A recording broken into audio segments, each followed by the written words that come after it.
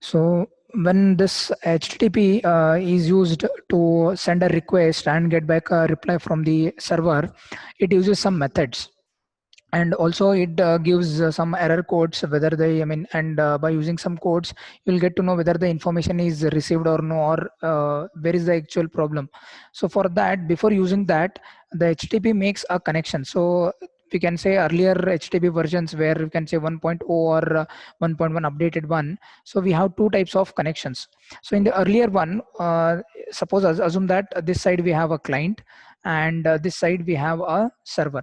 So when we want to send any request through the browser, so first the browser will make a connection setup. So browser will try to make a connection setup with the server, and server will listen to port number 80, because HTTP uses the port number 80. So the server will listen that whether this client is, I mean, ready to accept the request or no. Once that is done, the connection will be established. So once the connection is set up, then the client will request for a particular file or particular information from the web server, and the same will be received, sorry, from the same will be received to the client using the browser. So once this connection, I mean, request and response is done, then the connection will be automatically deleted, or it gets disconnected. But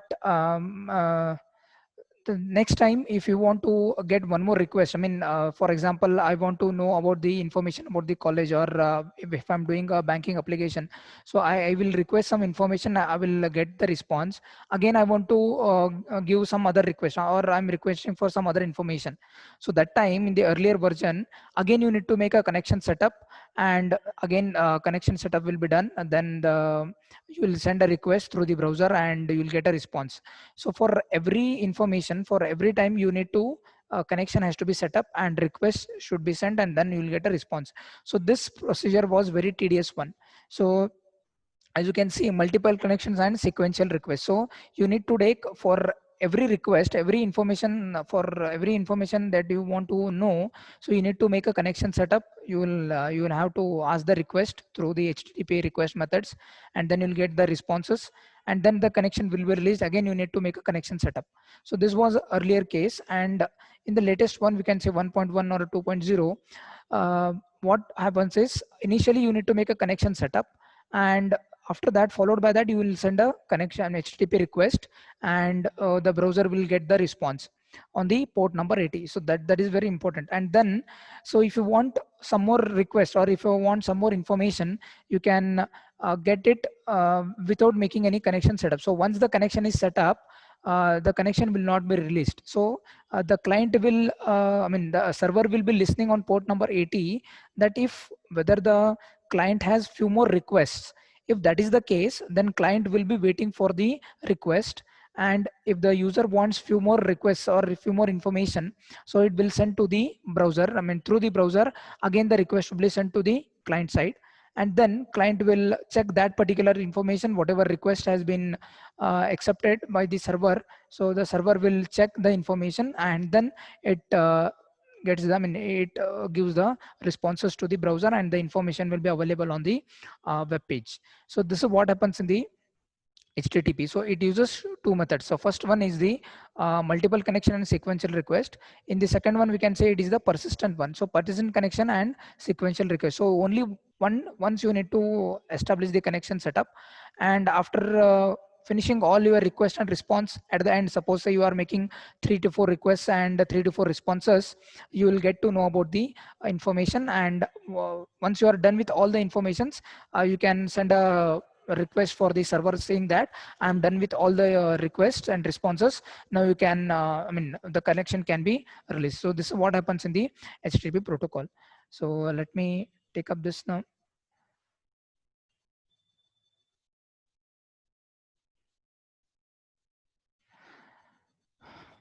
So this is how we have this HTTP. So first it will make a TCP connection on port number 80, and then in the earlier days web single connection was set up and send request and obtain response for every hyperlink. But later on, however, the pages grew, so there was more contents were there, like we can say dynamic websites we have and dynamic web pages we have. So establishing connection was very difficult. So to avoid that, we had this persistent connection where it is possible to establish a connection and send a request and get a response. Then additional request can be sent and additional responses can be obtained. So this is called as a connection reuse. Also, we can call this concept as the connection reuse. So only once you need to establish the connection. And now we need to understand the methods that are provided by the HTTP and how the actual request and responses are carried out. So for that, it provides some methods and also with some codes it gives. So basically the HTTP methods are nothing but, so when I say that I want some information from the web server. So for example, I want to view this gc.bgm.org. I want to view the information about the BCA or BBA. So in that time, you are requesting some information. So requesting some information in the sense you are requesting some pages. So for that, actually we need to send, when we say sending a request and getting a response, we are using this was meant for the object oriented programming, because when we say about dynamic pages, we'll be doing many transaction as well, whether you are purchasing an item or you are doing an online transaction. So you'll be doing a number of tasks. So for that, typically you are using some methods, we can say, or the function calls that will be done in the any of the programming languages like server-side scripting and PHP and JSP and ESP and so on. So for that, we use these methods.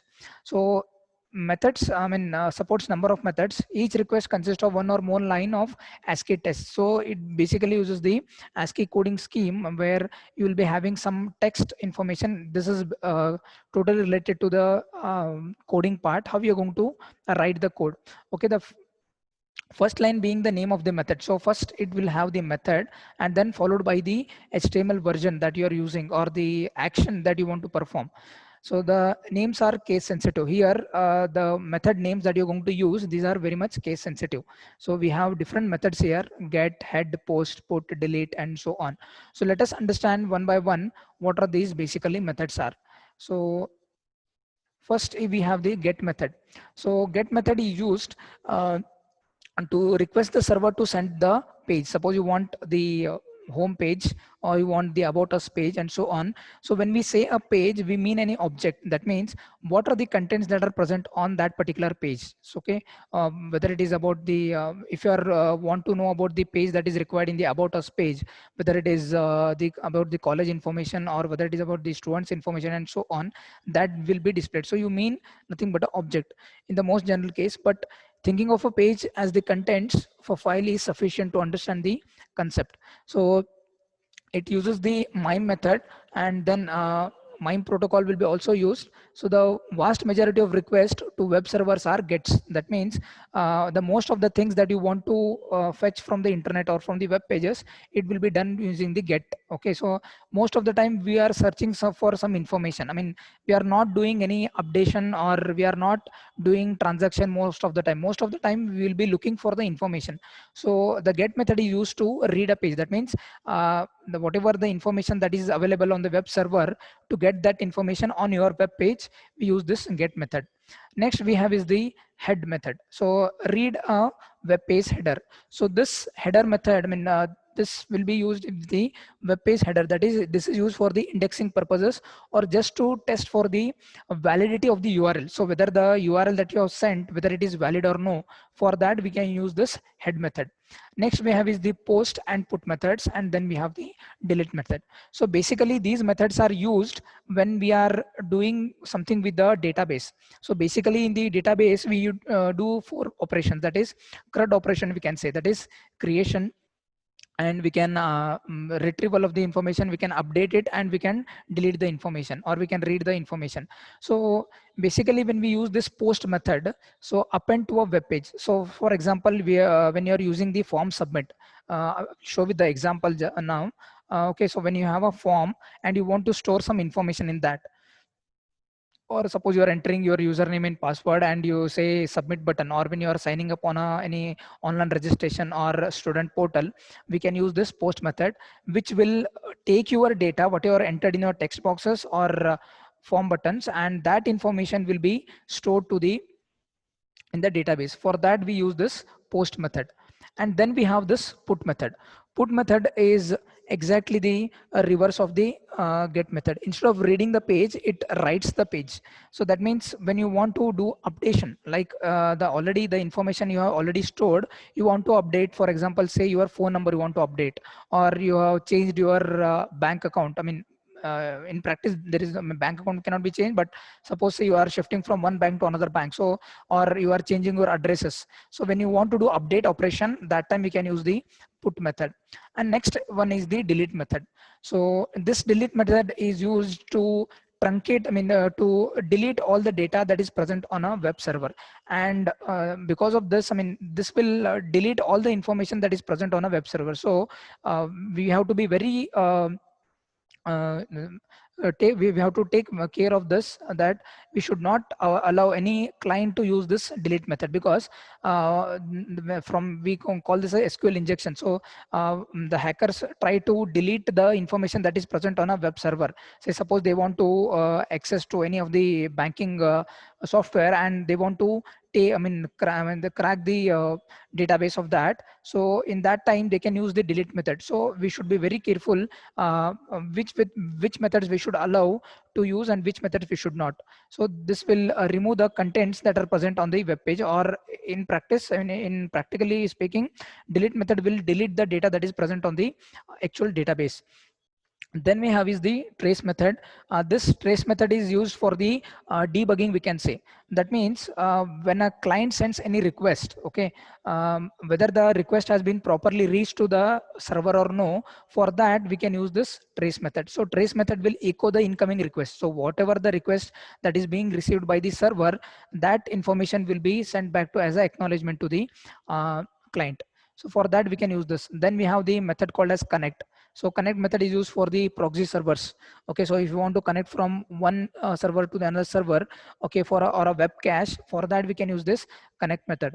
And similarly, we can have options that we provide for a client to query the server for a page and obtain the methods and header. So which all methods that a client has used, and which are the methods that are running on the server, to know that options field will be, option method will be used. So option field, when you use this option field, the method can be a get, head, post, and so on. So which all methods that are being used in a particular program, that will be we can get to know about that by using the option method. So this is about the important methods that are used in the HTTP. So I will show you one simple example of a particular program, so that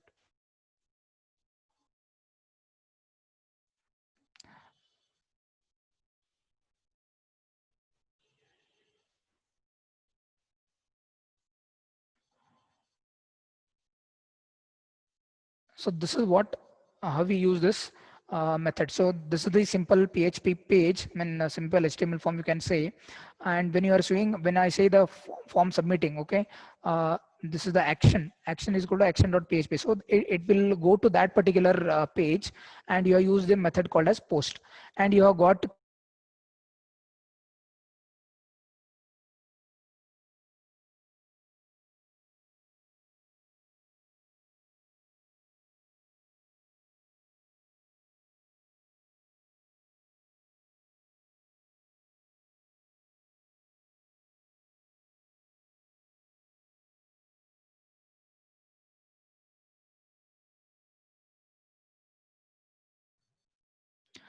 So suppose assume that you have created two text boxes, and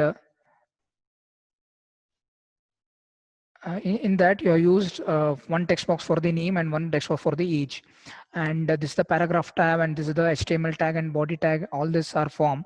Okay, so when you click on the submit button, it will go to this action.php page, and it will display the information that, hey, my name is so and so. So whatever name you're going to enter here and the age, these two variables or these two objects will be fetched from this particular page, and the post method is responsible to take these two variables, and it will go to this action.php.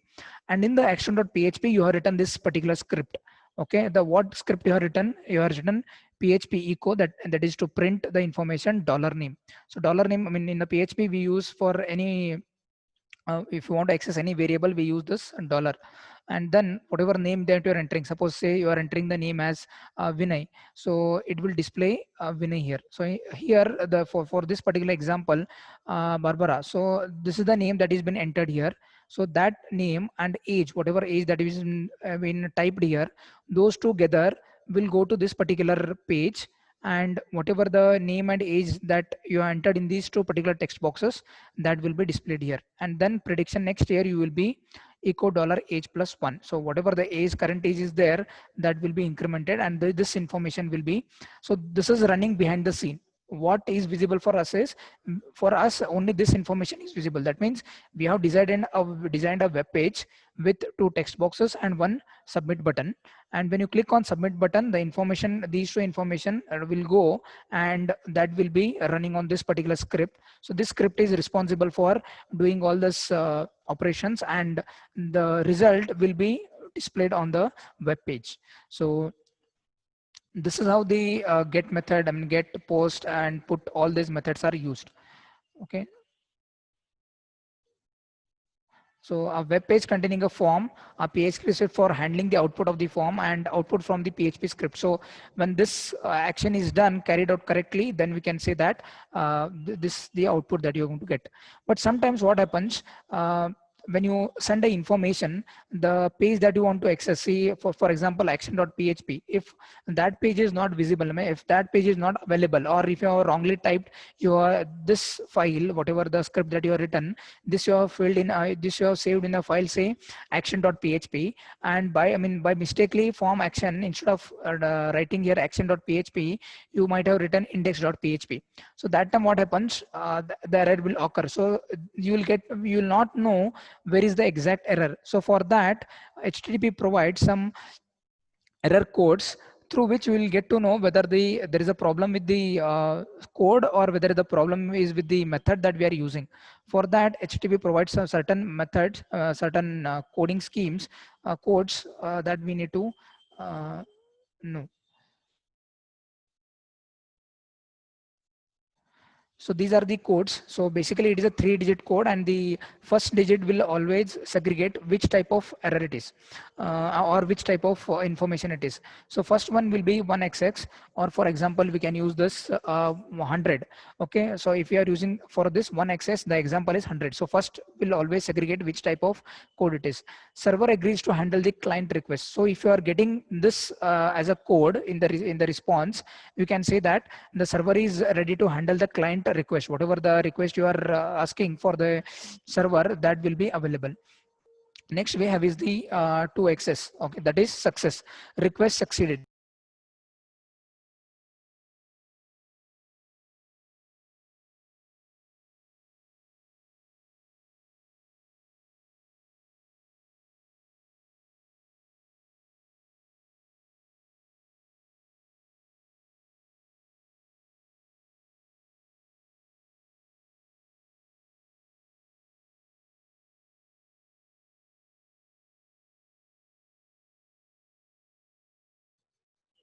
If the code is say 200, request succeeded, that means whatever the request that you have sent, that is been successfully succeeded. So this is the code for 200. Then a redirection. So when you want to redirect from one page to another page, so or you want to move from one page to another page, you can get the information by using this. If the code is like 301, you can say that the page is moved, I mean from the current page to the next page. That like when we are using the transactions, online transactions, the pages can be moved from one to another, and you can come back. So for that, you will get to know that the page is moved. And then we have this client error. So if the sometimes when you are trying to access an invalid page, so that time you'll get the information that page not found. Most of you might have seen this. Okay, 404 error, that means the page that you're trying to access, either it is not there on the server, or you have typed the invalid page title you have given, or the page name that you have given is invalid. For that, we get the code as 404, that is the page not found. Or 403, we can say that if the code is 403, then we can say that it is a forbidden page. Similarly, we have one more code, that is the 5xx or the server error. So if these all are from 4xs, all the codes that comes under this 4xs or all are from the client error. And if the code is from beginning with 500, I mean 500 or 501 and so on, then there will be an error from the server side. So if there is a code like 500, so it is a internal server error, so there is a problem with the server. Or if you're using 503, then the server is busy, or there is a lot of traffic that is already existing on the server, and for that you will get the code as try again later. So these are the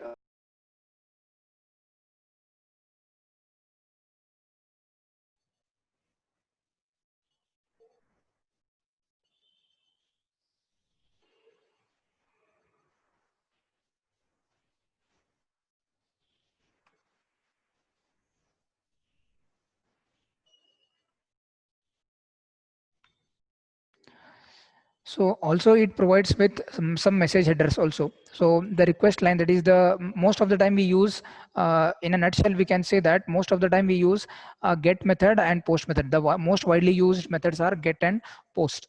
Okay, and then if you want some additional informations about the request headers, I mean which all type of headers that being used, for that also it provides some other headers like a user agent or accept, or what is the cookie. I mean we can use the for session variables we can use cookies. For that also we can get the message headers. So for that, this information can be compared to the parameters of a procedure call. So when you are using this methods, for that also response may also have the response headers. So for that we have got some list of request headers that can be also used with the HTTP.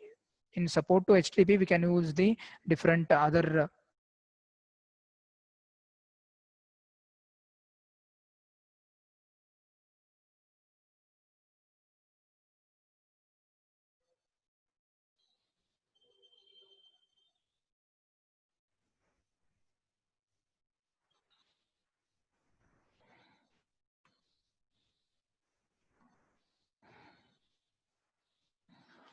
the last part that we're having is the caching.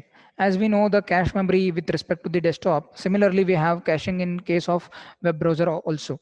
So when you want to request some information, that there are 5 steps that have been given here. So most of the time when you visit the pages, you already have visited those pages, and you try to access only some more information from that pages. So most of the time it will check with the browser cache. Okay, so whenever you visit any pages, the browser will maintain its own cache, and the information will be present on the cache itself. So when you request for some any information, it will check for whether the cache is limited or no. If it, I mean whether the information that you want to access is whether it is already available in the cache. If it is already available, then you can get the response quickly. I mean no need to send your request to the web server itself. So instead of going directly to the web server, it will check for the web browser first. If it is available in the cache, then you can directly uh, get the information. So web pages often have the same embedded resources, like for example for the navigation. So the information will be same, only few things will change. Or when you are using the home screen of any website, the information will be almost same, so it will not change. Okay, but instead of sending the request to the web server, to avoid the, I mean this will to avoid the network traffic, we can the browser will take care of checking in the cache. So the information is available, then it will send the response directly to the client. So it would be very wasteful to fetch these resources for the pages each time they are displayed, because the browser already has a copy. So since browser already has this copy, it is wasteful to give your request for the server and get the reply. So sometimes, I mean squirreling away pages that are fetched for subsequent use is called as the caching. So hiding all this information, I mean that is already present in this, I mean we can hide this information from the server, and we can get the information directly from the cache. So this concept we can call it as the caching. So it uses two strategies. The first strategy is page validation. So it will first check whether the page is I mean, and every page will be having a expiry date. Okay, so whether the page is already expired or no, that will be checked in the cache. So the cache is checked, and if it has a copy of a page for the requested URL, that is known to be fresh. I mean, if the page is still valid, if it is not expired, then it can be directly given from the cache of the web browser. Otherwise, the second strategy used in the case to ask the server if the cached copy is still valid or no. Sometimes the if you are using if you are visiting a new page for the first time, then directly you need to connect to the web server. From there it will be checked. For example, sometimes you already visited a page, and you want to revisit that page, but that time if the page is expired, that time you will use a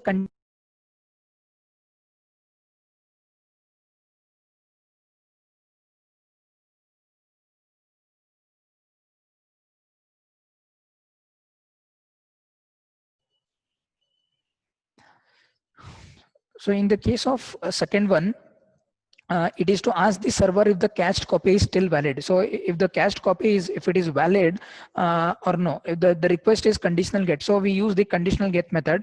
If it is valid, then you will get a response. Okay, whether the page that you want to view is whether it is modified or no. For example, if you are using a newsletter, I mean, news website India Today.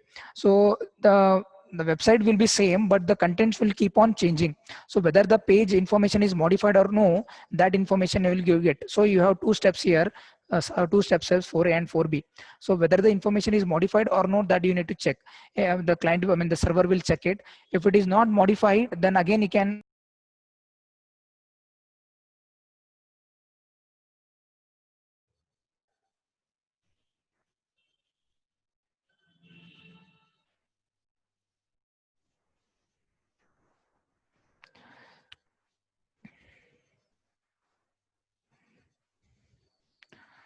So in this case, we use the conditional get method. So if it is not modified, then it can access, the client can, I mean, the browser can directly give it from the cache. If the information is changed, then it will give the I mean, it will send the response that the page that you want to access is already modified. So you need to access from the server itself. If it is not modified, then you can access it from the cache. So this is the case, this concept we can call it as the caching. So these are the very I mean, two important things that are related to caching. So this is all with respect to the application layer. So in a nutshell, we have studied the World Wide Web, and we have studied the email architecture and how this HTTP works, and what are the HTTP request response methods, and related to how you're going to code this by using the different programming scripting languages, whether you can use the JavaScript, I mean, JSP and PHP and so on. So many scripting languages are available. With that you can access the information. So this is all these are the things that are related to application layer, where the user will actually interact with the internet. So by using the tool, we can say there are a lot of browsers are available. Through that you can access the information, or you can store and retrieve the information and so on. So all the transaction that you're going to carry out with the internet, it is totally with the application layer. So this is all we have with respect to the application layer. So